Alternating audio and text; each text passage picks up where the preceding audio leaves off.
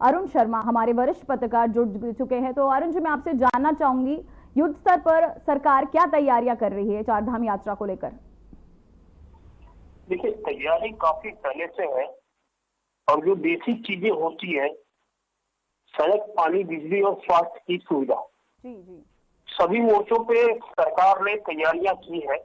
जी सड़कों की मरम्मत की गई है, बिजली और पानी की लाइनें दुरुस्त की गई है जी और जगह जगह स्वास्थ्य सेवाएं देने के लिए या जो पर्यटक आते हैं, अगर उनमें उनके साथ कोई तबीयत खराब जैसी पोजीशन होती है तो उसके समुचित इलाज और रख रखाव के लिए जगह जगह स्वास्थ्य चौकियों की स्थापना की है और ये सारी तैयारी लंबे समय से चल रही है। लेकिन अब एक नई परिस्थिति पैदा हो गई है जो कश्मीर में पहलगाम में हुआ, तो उसके बाद सरकार को एक डर भी है कि कहीं ऐसी कोई घटना या दुर्घटना यहाँ ना हो। इसलिए ये भी प्रयास किए जा रहे हैं कि जो भी यात्री आ रहे हैं, एक तो उनके रजिस्ट्रेशन की छानबीन हो, वो सही है या नहीं है, क्योंकि पिछले वर्ष में जी ऐसे बहुत से रजिस्ट्रेशन पकड़े गए जो फर्जी बनाए गए। सवाल आपसे यही था, पहलगाम में हुए टेरर अटैक के बाद सरकार क्या अलग एक्शन ले ताकि श्रद्धालु डरे नहीं? अब उस हमले के बाद श्रद्धालु डर रहे हैं, कहीं फिर से ये यात्रा के दौरान भी कोई ऐसा हादसा ना हो, इस पर सरकार कितनी तैयार है?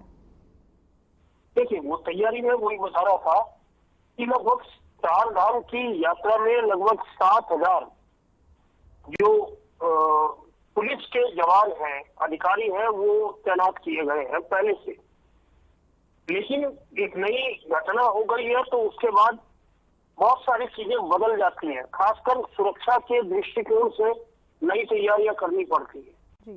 तो पिछले साल में कई ऐसे लोगों के रजिस्ट्रेशन पकड़े गए थे जिसमें जो रजिस्ट्रेशन को फर्जी करके नाम और एड्रेस चेंज कर दिया गया था, लेकिन वो कुछ पकड़ में आ गए थे। तो इसलिए ये तैयारी भी है कि जो रजिस्ट्रेशन करा के यात्री आएंगे उनकी भी छानबीन ये हो कि वो रजिस्ट्रेशन जिसका है वो है कि या नहीं है। एक तो ये बात है।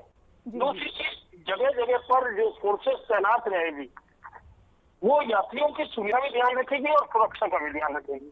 दोनों चीजें उसमें शामिल है। और क्योंकि ये बहुत बड़ी घटना हुई है जो पहलगाम में हुई है, तो निश्चित तौर पर जितनी सरकारें हैं उनका नजरिया उसके बाद यात्रियों की सुरक्षा को लेकर बदल गया। कुछ कड़ाई की जाएगी और ये कड़ाई भी यात्रियों की सुविधा के लिए ही होगी। जी पूजा जी सर, मेरा अगला सवाल ये है कि 2024 जो अव्यवस्थाएं दोबारा ना हो, इसके लिए सरकार कितनी तैयार है? देखिए, ये जो यात्रा है ये कोई ऐसा तो नहीं है कि नई यात्रा हो। सदियों से चारधाम की यात्रा चल रही है। जब से शंकराचार्य जी ने इन तीर्थों की स्थापना की थी उसके बाद से ये यात्रा चल रही है।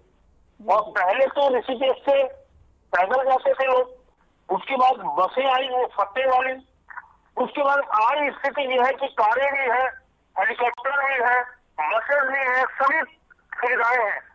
तो स्थिति ये होती है कि रजिस्ट्रेशन के बाद यात्री जाए और सही तरीके से अच्छे दर्शन हो, उसका पूजा पाठ हो अच्छे तरह से, ये सारी चीजें हो, इसका ख्याल रखा जाता है। निश्चित तौर पर हर साल इस यात्रा से कुछ ना कुछ सीख मिलती है।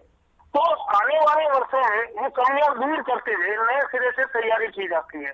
जैसे इस बार शौचालय ज्यादा बनाए जा रहे हैं, खासकर महिलाओं के लिए अलग शौचालय बन रहे हैं, सड़कों की मरम्मत हो रही है, जगह जगह हर 10 किलोमीटर में एक स्वास्थ्य चौकी स्थापित होगी, क्योंकि पिछले साल बहुत सारे यात्रियों की मौत हृदय गति रुकने से हुई है, हार्ट अटैक से हुई है। तो वो परिस्थितियां दोबारा पैदा ना हो, तो वो स्थिति अभी है। और उसके अलावा सरकार जगह जगह विज्ञापन दे रही है कि यात्री क्या करें और क्या ना करें।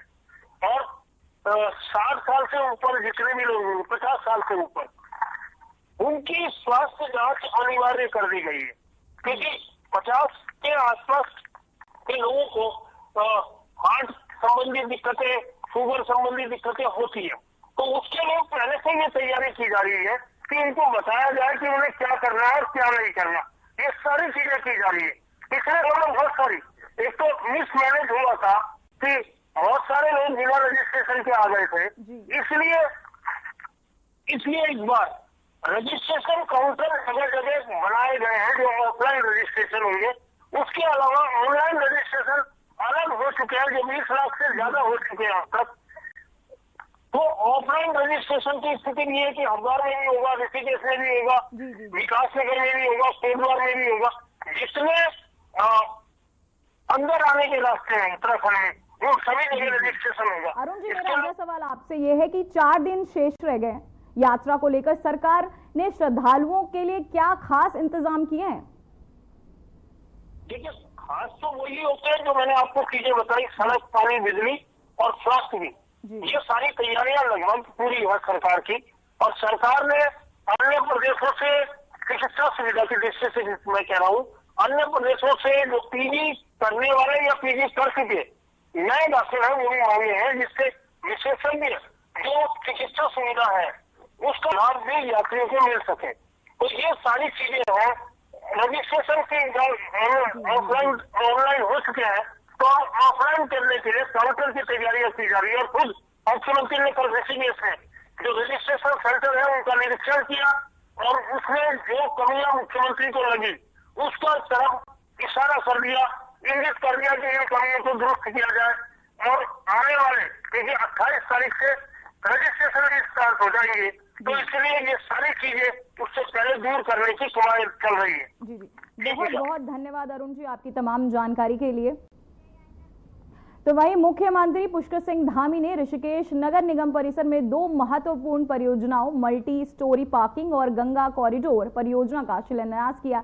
इसके साथ ही आइकन सिटी ऋषिकेश में राफ्टिंग बेस स्टेशन की भी आधारशिला रखी गई। इन सभी विकास कार्यों का उद्देश्य पर्यटन को बढ़ावा देना और स्थानीय नागरिकों को आधुनिक सुविधाएं उपलब्ध कराना है। मुख्यमंत्री धामी ने कहा कि ऋषिकेश धार्मिक और पर्यटन की दृष्टि से देश दुनिया में महत्वपूर्ण स्थान का है और इसी को देखते हुए केंद्र व राज्य सरकारें मिलकर शहर में चंद्रमुखी विकास के लिए कार्य कर रही हैं।